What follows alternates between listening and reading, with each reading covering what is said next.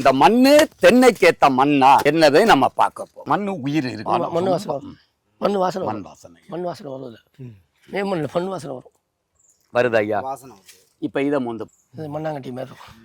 இப்ப எதுக்கு மேல் மண்ணை புரியுதா? அதனாலதான் மேல் மண்ணை அப்புறப்படுத்தக்கூடாதுன்னு சொல்றது. அடுத்த ஐயா, ஒரு மண்ணை எடுத்து இப்படி உருட்டிக்கிட்டு இப்படி உடைச்சா உடையணும். இதுதான் ஆரோக்கியமான மண். அப்ப உங்க மண்ணுல மணல் தன்மை இருக்கு, களித்தன்மையும் இருக்கு, வண்டல் தன்மை. அப்ப மண்ணு பலமான. அடுத்து